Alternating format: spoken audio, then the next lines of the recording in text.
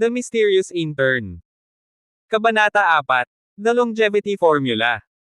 Nung una, hindi naniniwala si Brian Ye dito, pero kalaunan, natutunan niya talaga ang mahiwagang pakiramdam na ito, at sa proseso ng pagtulong sa kanya na gumaling sa sakit, at magligtas ng mga tao, ay nagkaroon ng napakahiwaga at siyentipikong epekto. Dahil sa hindi maipaliwanag na resulta, naniwala na siya at nagsimulang magsanay ng seryoso. Pero kahit na ganoon, itinuring lang niya ito bilang isang uri ng qigong, at hindi siya naniniwala sa sinabi ng matanda, na maaari siyang umabot sa mataas na antas at makakapanghampas ng mga tao gamit ang mga dahon at bulaklak, dahil ang matanda ay nagsanay sa buong buhay niya, at hindi niya nakita ang matanda na nakakagawa nito. Medyo hamusay lang ito. Hindi nasisira ang katawan kahit na uminom ng maraming alak. Hindi niya napagtanto ang sinabi ng matanda hanggang sa mangyari ang trahedya at nakita niya ang mga huling salita nito. Napagtanto niya na hindi lang basta nagsasalita ang matanda. Ang formula ng mahabang buhay o longevity formula ay maaaring isang formula na makapagpapahusay ng kakayahan ng tao. Sa madaling salita, ang nangyari sa matanda, ang mga sinabi nito, ay nagtulak sa kanya na isipin ang formula ng mahabang buhay bilang pag-asa para sa paghihiganti, at nagsimulang magsanay ng husto. Ngunit sayang, hindi niya naisip noon ang pagpapabuti, at wala siyang naramdaman.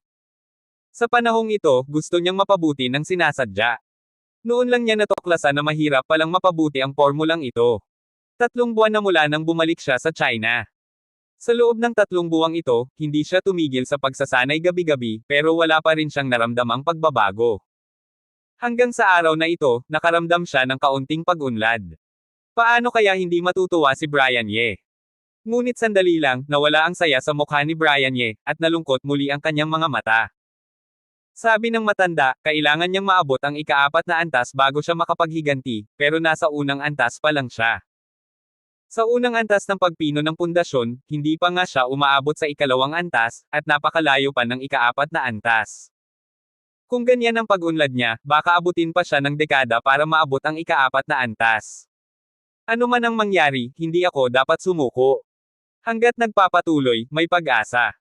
Huminga ng malalim si Brian Ye, kinuyam ang kamao, at pinasigla ang sarili.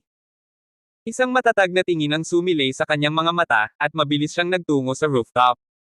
Sa rooftop, ang silid na may berdeng salamin ay parang gym. Puno ito ng iba't ibang gamit sa pag-eehersisyo. Ang iba sa mga gamit na ito ay bihira kahit sa mga profesional na gym. Pagbalik niya sa China, nag-ikot si Brian sa Yanjing City, at bumili ng bilya na ito sa medyo mataas na presyo sa medyo liblib na lugar sa Yanjing City. Pagkatapos bilhin ang bilya, agad niyang pinagawa ang espesyal na gym na ito sa rooftop. Huminga sa loob at sanayin ang mga kalamnan at buto sa labas.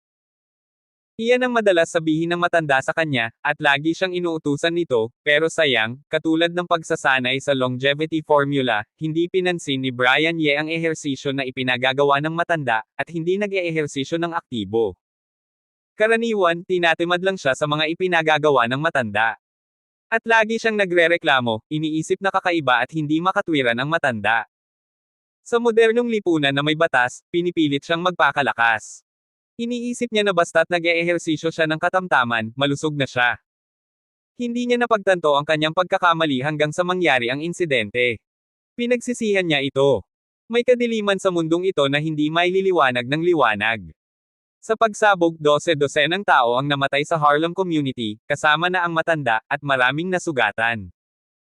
Pero ang mga sumunod na pangyayari ay nakakapangilabot. Maliban sa unang ulat, matapos ang malakas na anunsyo ng pulisya na imbestigahan ang kaso, wala nang nangyari. Mas lalong naging malinaw kung gaano kakilakilabot at makapangyarihan ang mga iyon, na sinasabi ng matanda. Mas lalo niyang naunawaan na kailangan ng lakas para maalis ang madilim at makapangyarihang mga tao, para makapaghiganti sa matanda, at sa mga inosenteng namatay.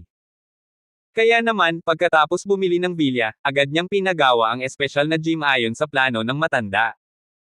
Bukod sa pagsasanay ng longevity tactics at pagsasanay ng paghinga, nag-eehersisyo rin siya ng husto para palakasin ang kanyang katawan at lakas. Hay! Hay! Hinubad ni Brian Ye ang kanyang damit, at lumitaw ang kanyang matipunong katawan. Nag-eehersisyo siya sa isang gamit. Sa bawat pag-angat at pagbaba, lumilitaw ang kanyang mga kalamnan, na nagpapakita ng lakas. Paulit-ulit ang pag-eehersisyo, at humihinga siya ng malalim. Pinagpawisan si Brian Ye, pero hindi niya alintana at nagpatuloy. Pagkaraan ng halos kalahating oras, huminto siya, nag-unat, huminga, nagpahinga, at nagpatuloy sa ibang gamit. Paulit-ulit niya itong ginawa hanggang sa mapagod siya at bumagsak sa lupa pagkaraan ng halos 3 oras. Pagkatapos huminga ng ilang sandali, mabilis siyang tumayo, at nagsuntok sa gitna. Palagi siyang gumagalaw, minsan parang dragon, minsan parang tigre. Sa bawat suntok at sipa, parang tumatagos ang hangin, at may mababang tunog. Ang set na ito ng boxing ay tinuro sa kanya ng matanda. Tinawag itong One Beast Boxing. Sinasabing ito ay kombinasyon ng mga galaw ng mga hayop. Hindi alam ni Brian Ye kung totoo ito, pero alam niyang napakahiwagang boxing. Hindi niya ito napapansin noon. Sa loob ng 3 buwan, sa tuwing nagsasanay siya, may natututunan siya. Pagkatapos ng isang suntok, nakaramdam siya ng kasiyahan. Parang may naiintindihan siya sa mga galaw. Ibinabanan niya ang kanyang mga kamao, nagpahinga, at nagtungo sa shower room. Pagkatapos maligo at magpalit ng damit, tiningnan niya ang oras. 7:40 na, tamang-tama. May ngiti sa kanyang labi, kinuha niya ang kanyang bag, at nagtungo sa pinto, handa nang magtrabaho. Ang mga patay ay wala na, ang mga buhay ay nagpapatuloy. Kahit na malaking suntok sa kanya ang nangyari sa matanda, hindi siya nagtagal sa kalungkutan at pagsisisi. Alam niyang hindi iyon ang gusto ng matanda. Hindi ito makakatulong, makakasama lang. Bago niya maabot ang ika-4 na antas na sinabi ng matanda, at bago siya makapaghiganti, kailangan niyang magsumikap at mamuhay ng mabuti. Matapos ang mahigpit na pagsasanay, nakabawi si Brian, at nagsikap na maghanap ng trabaho bilang isang doktor. Ngayon ang kanyang unang araw sa trabaho. Mukhang talagang matalino ang naging desisyon niya noon. Bumili ng sasakyan si Brian. Ito ang Chery QQ, isang maliit at magaan na kotse. Chery QQ is a series of city cars produced by Chinese automobile manufacturer Chery Automobile. Habang nagmamaneho ng maliit niyang Chery QQ na paminsan-minsan niyang ginagamit sa pagbili-bili, paminsan-minsan pagtawid sa kalsada, at dumadaan sa trapiko na parang pagong ang bilis, hindi maiwasang mapabuntong hininga muli si Brian Ye sa kanyang katalinuhan. Sa ganitong sitwasyon sa kalsada, kahit na bumili pa siya ng Ferrari, wala itong saysay sa sobrang traffic. Tiyak na hindi ito magiging mas mabilis kaysa sa Chery QQ na kanyang minamaneho ngayon.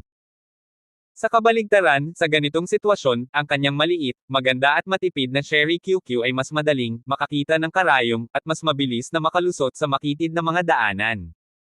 Mabuti na lang at hindi pa ako late. Matapos niyang gamitin ang kanyang mga kasanayan sa pagmamaneho sa sukdulan, sa wakas ay nakarating siya sa kanyang patutunguhan. Ang lugar kung saan siya magsisimula ng magtrabaho, ang Third People's Hospital sa North Suburb ng Yanjing City. Ipinarode niya ang kanyang sasakyan sa parking lot. Sinulyapan ni Brian Ye ang oras. Huminga siya ng malalim. Mukhang kailangan ko pa ring mag-ingat at magbigay ng mas maraming oras sa hinaharap. Matapos mapawi ang kanyang pagkabahala, kinuha ni Brian Ye ang kanyang bag ng mga papeles, binuksan ang pinto, at bumaba ng sasakyan.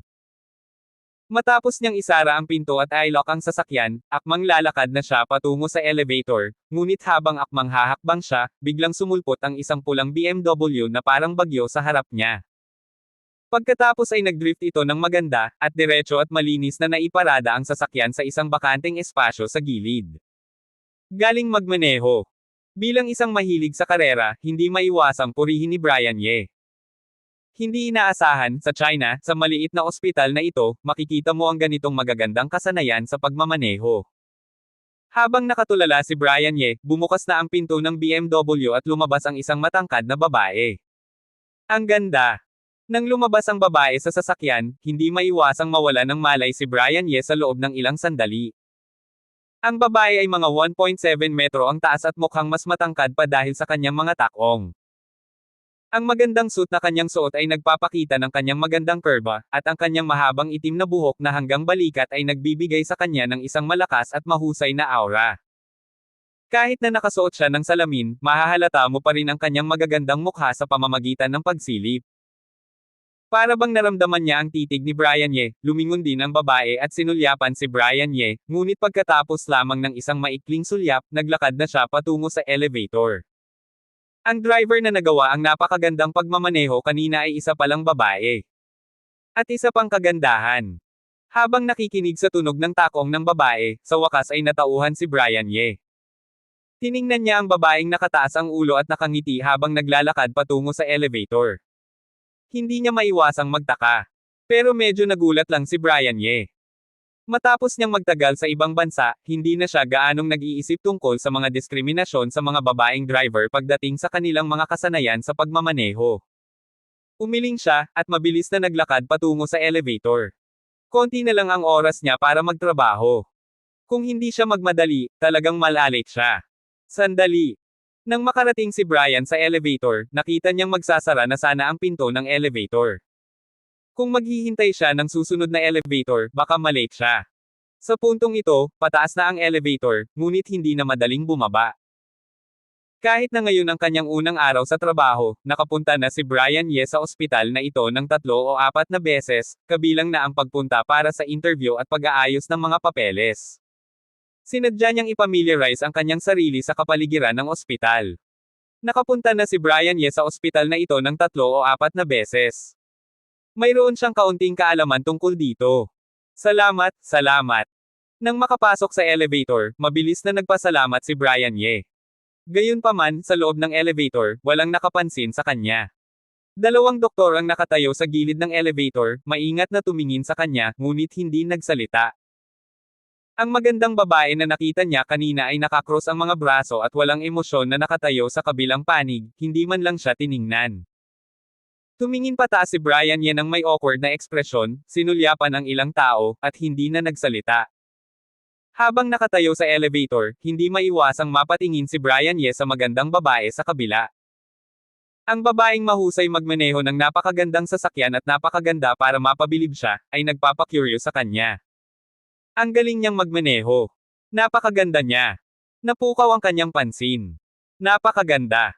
Isang napakagandang babae. Iyon ang unang pumasok sa isip ni Brian Ye. Mula sa harapan, mas maganda pa siya kaysa sa nakita niya kanina. Mas nakakaakit. Hindi exaggeration na sabihin siya ang pinakamagandang babae na nakita niya sa buong buhay niya. May ganito palang kagandang babae sa mundo. Hindi napigilan ni Brian Ye ang pagkamangha. Ngunit sa isang iglap, isang nakakapanghinayang na sandali ang sumibol sa puso ni Brian. Bigla niyang naramdaman ang malamig na titig ng babae, parang matalim na kutsilyo na tumusok sa kanya. Malamig. Masyadong malamig. Nang matuon sa kanya ang titig ng babae, nakaramdam agad si Brian ng matinding lamig. Napakatalim ng titig ng babae. Para siyang isang iceberg, at tila naglalabas ng lamig ang buong paligid. Ang lamig ay parang nagyayelo sa hangin. Hindi kailanman naisip ni Brian Ye na may taong kayang maglabas ng ganito kalamag at nakakatakot na aura. Sa sandaling iyon, naunawaan na niya kung bakit kakaiba ang atmosphere nang pumasok siya sa elevator kanina, at kung bakit kakaiba ang ekspresyon ng 2 doktor, at tila natatakot sila sa babae. Halos kusang loob siyang umatras at gustong tumakas. Ngunit hindi naman ordinaryong tao si Brian Ye. Matapos ang maraming taon sa ibang bansa, sanay na siya sa iba't ibang sitwasyon. Hindi siya matatakot sa titig ng isang magandang babae. Agad siyang nakabawi at ngumiti ng paumanhin sa babae, pagkatapos ay tahimik na tumayo sa gilid, at hindi na muling tumingin sa babae. Alinmang paraan, hindi magandang asal ang pagtititig sa isang babae. Tiningnan ng babae si Brian na nakangiti at nakatayo sa gilid. Isang bahagyang pagkamangha ang sumilay sa kanyang mga mata. Nakapagpigil pala ang lalaking ito sa ilalim ng kanyang titig. Nakapagpigil pa siyang ngumiti. At saka, parang kakaiba ang mukha niya. Bago ba siya rito? Ngunit ang pagkamangha sa kanyang mga mata at ang mga iniisip sa kanyang puso ay mabilis na nawala, at wala na siyang balak pang pansinin o magpakuryoso sa isang estranghero, lalo na sa isang lalaki. Ding dong! Isang malinaw na tunog ng kampana ng elevator ang umalangaw-ngaw, bumukas ang pinto at naglakad palabas ang babaeng may malamig na aura. Hi! Hi! Nang makita nilang umalis ang babae sa elevator, sabay na napabuntong hininga ang 2 lalaki, nakahinga sila ng maluwag. Ang ganda talaga ng babaeng ito. Ang lamig niya, nakakatakot. Kanina pa ako nilalamig kahit na mainit ang panahon. Oo nga, hindi ko alam kung paano siya kinakaya ng mga nasa neurosurgery. Nang lumapit lang ako, hindi ko nakaya. Sabay na tinapik ng dalawang lalaki ang kanilang dibdib at pinag-usapan ang babae na parang mga natakot na kuneho. Neurosurgery. Doktor pala siya sa neurosurgery. Pero ang kanyang mga kamay at mahahaba at manipis na daliri ay talagang angkop sa isang siruhano. Hindi maiwasang mapaisip si Brian Ye habang nakikinig sa dalawa, at ang magaganda at mapuputing kamay nito ay lumitaw sa kanyang isipan. Okay lang naman ang mga nasa neurosurgery.